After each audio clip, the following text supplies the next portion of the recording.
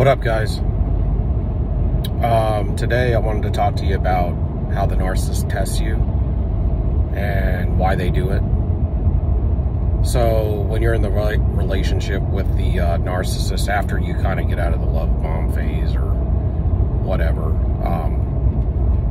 at some point when you're in a somewhat of a long-term relationship with the narcissist, they're always continually testing you. And these tests are to make sure that they know that you love them. It's how they gauge that they know that you love them, because they're afraid of abandonment. And so, but they continually test you.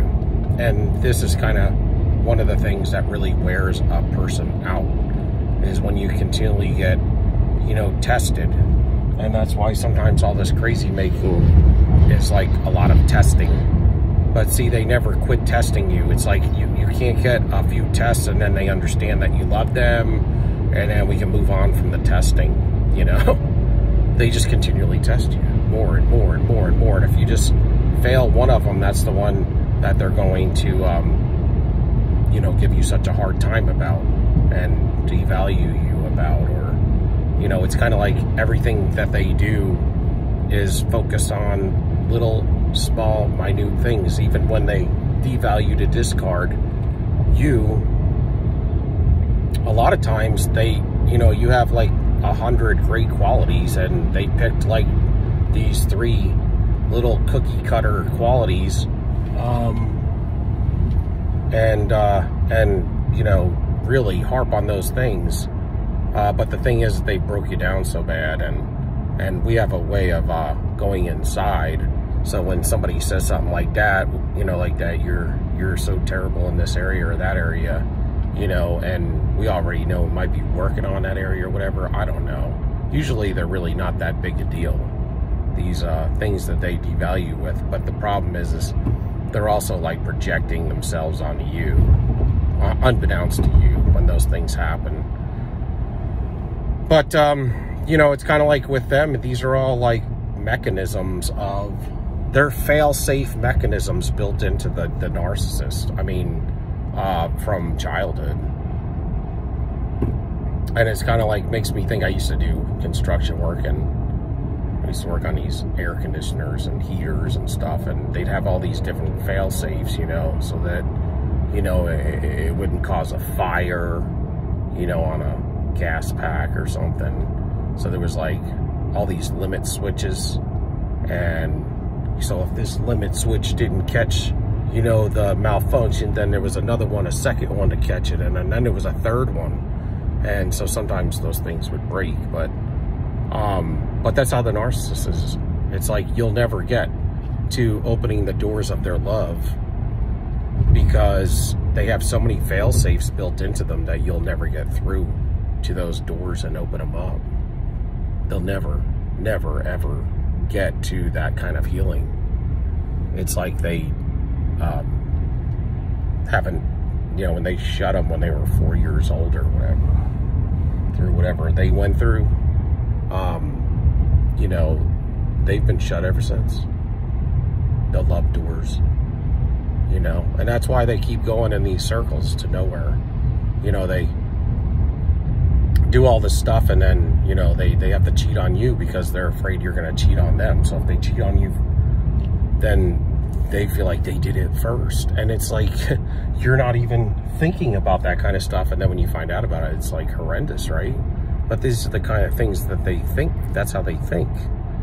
And so it's like they got to cheat on you before they get cheated on, or they got to they have to make sure they're in control before you are, and dominate you, cheat on you, and break up with you. It's like, and it's all they have to do it first, so they feel like they won. It's like when people talk about divorce and stuff with a narcissist, it's like they got to win that too, and they'll do anything. They don't care if they got to turn your kids against you or spend all their money just to win. even if everybody's broke at the end. I mean, it's ridiculous. And it's all the constructs that are built into them from childhood that are fail-safes. That's why it's like worthless to try to get through to them.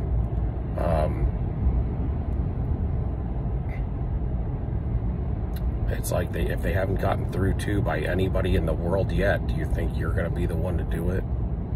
You know, you can't do it with counseling, Medicaid, nothing. You know, and then they play everybody, you know, even in counseling, they'll play the counselors, psychologists, psychiatrists. It's like ridiculous. And that's how you know that they know what they're doing. But yeah, so they just keep testing you, and then they say you don't love them when you leave them or whatever. Usually you leave them because you get so dang wore out. Then you find out they've been doing all this stuff in the background, but it makes it that much worse. And then you start finding out about who they really are. The mask comes off, and then you see how the full thing looks. But yeah, so then they say you don't love them, but it's not that you didn't love them. It's just that you won't accept the love, and you can't give it back. You can't reciprocate. You can't be in a relationship with somebody you can't reciprocate love back to you. I mean, that's also to say that they're going to have only the constructs of hate and fear and jealousy and greed and lying and cheating and stealing and destroying. But because that's what ends up happening. They're actually, that's why I said when they're the people of the lie, you know, is what that book was. But when you get back to the satanic construct in the Bible, this is like the sons of Belial, and these are the constructs that they lived by, or the sons of perdition. That's the enemy's children, and they live. That's what they are. That's what they are. It's not that they live like them. That's who they are. And they're backwards. That's why you love, they hate. That's why they don't ever want peace in your life, because if they get you to have peace in your life, they're afraid you're also going to leave them.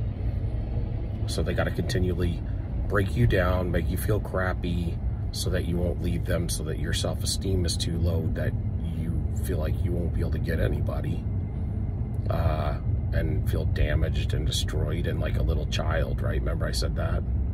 If you stay with them long enough, they'll make you like a little sick child that is so dependent on them, you won't be able to go to the mailbox without them. You'll need validation from them for everything. And so, not to mention your health and everything else you'll be hell on earth. I mean, like I said, you'll be the outside version of what they are inside. Who the heck wants that? And so, like, they're backwards. They don't have peace. They want confusion and catastrophe. You know, that's backwards from what we love, what we need to live and survive, and what we ask for. We want blessings. They want cursings. We want everybody to prosper. They want everybody defeated but them.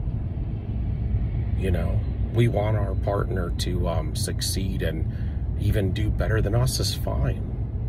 They can make more money than us is fine. Because we're a team, not them. They have an agenda. And it's about them only. There is no team with the narcissist.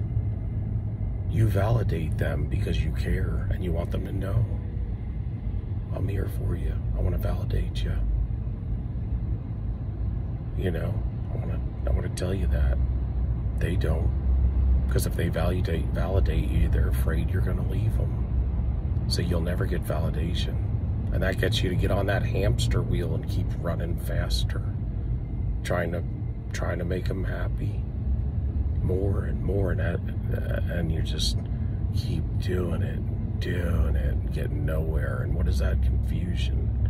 What is that when you keep going a circle? You keep doing the same things and expect different results, chaos or craziness. That's what they live by. Insanity, I think it is. Insanity, it's insanity. You can't keep doing the same thing, the same construct, and expect for it to bring you a different result. That's why they go right through relationships, just blaze right through them. One after another, then another, and another, and another. But it's everybody's fault but theirs. It's because they haven't made any changes. If they would tweak it a little here and there, maybe they would, but they don't tweak it. You know what they tweak? They tweak it in the wrong direction. They're trying to, they're trying to be worse, more manipulative. You can't be with somebody like that. No fruit. You will know a man or a woman by their fruit, it says. Well, you know what kind of fruit they have. You don't want to eat it. It's full of fungus. It's rotted out. Or it's plastic fruit. You bite into it and it's like, oh my God, it's fake. But yeah, that's kind of how they are. And they're with what was spoken of in the Bible as well as they're tares. There's the wheat and the tares, you know. The wheat are the children of the light, and the tares are the children of the darkness. They're the fakes. They look like wheat. They grow like wheat, remember? That's what it says. That's what it looks like if you look up wheat and tares. Tares is kind of like a long weed. But they look like wheat. Because when you grow wheat and tares together, it's the same looking stalk. And at the top, it's got seedlings in the husk. Except at the end, when it's ready to harvest, the wheat will bow down. Because they're bound down to God. In submission to God. But the tares don't. They just stand straight up. But it also shows that the wheat have fruit. They have substance. And they're heavy. The end of the wheat, where the husk is, it's bending down because it's heavy with substance, with fruit, with grain. But the tare doesn't have anything stand straight up because it's pompous and it has no fruit.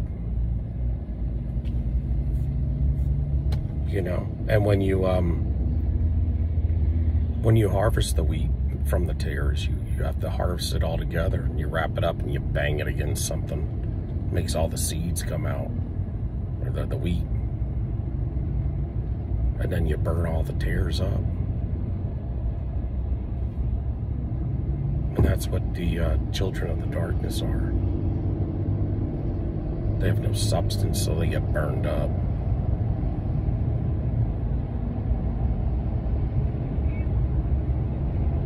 And that's why you can't have a relationship with a tare, because a tare has no love, and they have no constructs built on goodness and holiness. They're just built on lies, manipulation, and backwards from the people of the light, the children of the light.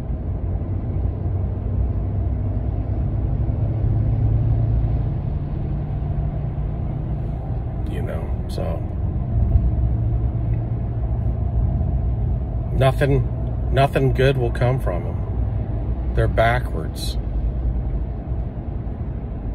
They're backwards. The enemy is backwards.